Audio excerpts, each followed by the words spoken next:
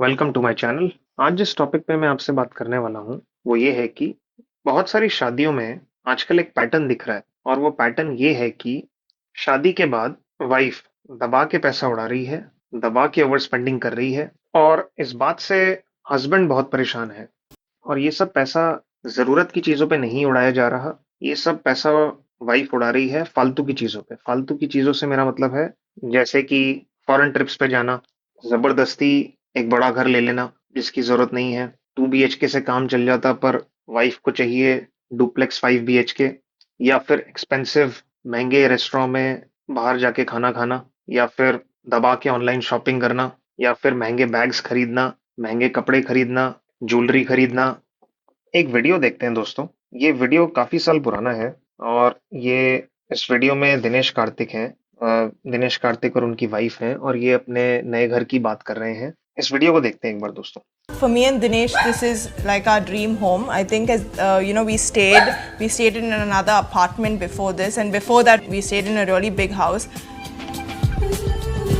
I wanted to come into the city, and this house is where we all are right now is just a dream for me and Dinesh. I think it overshot a lot of things. We didn't know if we could afford it, and I think me and Dinesh, we really worked hard to actually achieve this house. The one piece that I wanted to really stand out in the living room was a painting.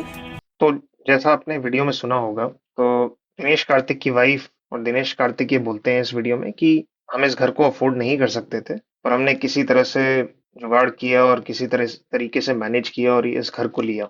और काफी बड़ा घर है इनका। और मैं ये काफी कॉन्फिडेंस के साथ कह सकता हूँ कि ये जो इतना बड़ा घर लेने का डिसीजन था, ये दिनेश कार्तिक की वाइफ का रहा होगा और उसकी वाइफ ने ही ये डिसाइड किया होगा कि हम इतना बड़ा घर लेते हैं। और दिनेश कार्तिक पे प्रेशर डाला होगा कि मुझे तो इतना बड़ा घर चाहिए, किसी भी तरह से पैसों का जुगाड़ करो। और दिनेश कार्तिक, क्योंकि ये उनकी दूसरी शादी थी, तो शायद उन पे भी एक मेंटली एक प्रेशर रहा होगा कि दूसरी शादी तो किसी तरह से चलानी है। तो इस प्रेशर में आके उन्होंने अपनी वाइफ की बात मान ली होगी। ऐसा मुझे लगता है कि हुआ होगा। और मुझे नहीं लगता कि इनको इतने बड़े घर की जरूरत है, पर महिलाओं को एक ऑब्सेशन होता है कि हमें एक बड़ा घर चाहिए, चाहे भले ही उसकी कोई उनको जरूरत ना हो। 2-3 BHK से काम चल जाता हो, पर उन्हें एक ऑब्सेशन है बड़ा घर लेने की। और उस चक्कर में वो अपने हस्बैंड को पुश करती हैं। और भले ही हस्बैंड के लिए बड़ा घर अफोर्ड करना मुश्किल हो, पर वो उसके पीछे पड़ जाती हैं और हस्बैंड अपनी वाइफ की बात मान लेता है और एक बड़ा घर ले लेता है। और मैं खाली ये दिनेश कार्तिक की बात नहीं कर रहा, मैं ये जनरली बात कर रहा हूँ। एक आजकल लड़कियों को फॉरेन ट्रिप्स या फॉरेन वेकेशंस जाने का भी बहुत चस्का लगा हुआ है।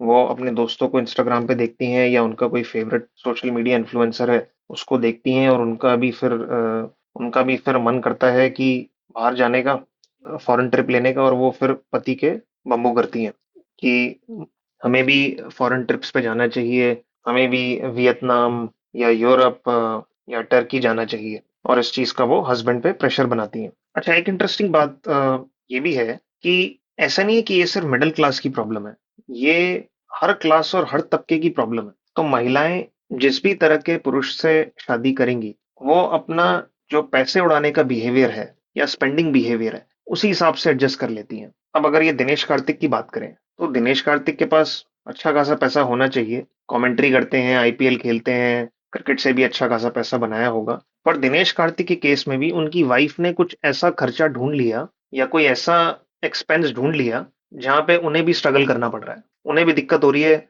अफोर्ड करने में। तो ये महिलाओं का एक नेचर है कि वो, आप उनको ज्यादा पैसे में भी डाल दोगे तो वहां भी वो फिगर आउट कर लेंगी कि वहां पे और कैसे ज्यादा पैसा उड़ाया जा सकता है। और वहां पे भी जो पति है, जो अच्छा खासा पैसा कमा रहा होगा, वो भी स्ट्रगल करेगा कि अब इसको कैसे अफोर्ड करें। तो महिलाएं अपना जो स्पेंडिंग बिहेवियर है वो एडजस्ट कर लेती हैं। अच्छा, अगर आप ऐसी सिचुएशन में फंसे हुए हैं या कोई पुरुष या हस्बैंड ऐसी सिचुएशन में फंसा हुआ है, तो क्या किया जा सकता है? देखो, अगर तो आप ये सब चीजें अफोर्ड कर सकते हो तो कोई प्रॉब्लम है ही नहीं। आपको परेशानी हो रही है, आपको दिक्कत हो रही है, इसका मतलब आप वाइफ के सारे खर्चे या जो वो ये पैसे उड़ा रही है, ये सब अफोर्ड नहीं कर पा रहे हो। तो ऐसी सिचुएशन में क्या किया जा सकता है? देखिए, सबसे पहली बात तो ये बहुत जरूरी है कि जो हस्बैंड है उसको खुद को फाइनेंशियल प्लानिंग में अच्छा होना पड़ेगा। उसको ये एग्जैक्टली पता होना जरूरी है कि कितना पैसा फालतू की चीजों पे उड़ाया जा सकता है। ये उसको एग्जैक्टली पता होना चाहिए। तो उसको ये सब पता होना चाहिए कि महीने का खर्चा कितना है, जो राशन पानी पे जाता है, जरूरत की चीजों पे जाता है, बच्चों की स्कूल की फीस कितनी है, वो जाएगी, कोई लोन वगैरह है तो उसकी ईएमआई जाएगी, इमरजेंसी फंड अगर वो बना रहा है तो उसमें पैसा जाएगा, रिटायरमेंट की प्लानिंग में पैसा जाएगा, अगर कोई म्यूचुअल फंड की एसआईपी है तो उसमें पैसा जाएगा, पेरेंट्स को पैसा भेजता है तो उसमें जाएगा पैसा, या अगर इंश्योरेंस है तो उसमें पैसा जाएगा। और ये सब पैसा निकालने के बाद जितना पैसा बचता है वो फिर फालतू की चीजों पर उड़ाया जा सकता है। पर ये हस्बैंड को पता होना चाहिए कि कितना पैसा उड़ाया जा सकता है। तो पहली बात तो हो गई है। दूसरा, अब जब उसको पता है कि कितना पैसा उड़ाया जा सकता है फालतू की चीजों पे, अगर उससे ज्यादा वाइफ पैसा उड़ा रही है तो आपको उसको मना करना पड़ेगा। आपको उसको ये बात बोलनी पड़ेगी। पर प्रॉब्लम क्या है, जो हस्बैंड है वो अपनी वाइफ को अपसेट नहीं करना चाहता। उसको लगता है कि मैं अगर इसको खर्चा करने से मना करूंगा, मैं उसको मना करूंगा कि हम इस महंगे कॉमेडी शो में नहीं जा सकते, या हम ये एक्सपेंसिव फॉरेन वेकेशन नहीं ले सकते, तो वाइफ अपसेट हो जाएगी, वाइफ बुरा मान जाएगी। एक तो हस्बैंड्स को ये बहुत बड़ा डर लगता है कि वाइफ कहीं बुरा ना मान जाए, वाइफ कहीं गुस्सा ना हो जाए। उस चक्कर में वो अपना कटवाते रहते हैं और अपनी लगवाते रहते हैं।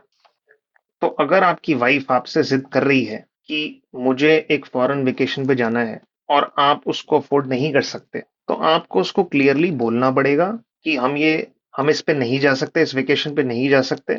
और हो सकता है ये बात सुन के आपकी वाइफ जो है आपसे गुस्सा हो जाए या आपसे अपसेट हो जाए, पर आपको इस चीज से ओके होना पड़ेगा। आपको ये चीज सहनी पड़ेगी और आपको उनके पीछे नहीं जाना है कि अरे तुम तो बुरा मान गई, अरे तुम तो गुस्सा हो गई, चलो चलो चलते हैं इस वेकेशन पे। आपको इस चीज से ओके होना पड़ेगा कि आपकी वाइफ गुस्सा हो गई है या अपसेट हो गई है। आपको उनके पीछे नहीं जाना है उनको मनाने। कोई बात नहीं, उसको आप गुस्सा रहने दो, उसको बुरा मानने मानने दो। चांसेस हैं कि अपने आप एक आध दो दिन में उसका मूड ठीक हो जाएगा। दोस्तों, इस वीडियो को यहीं एंड करते हैं।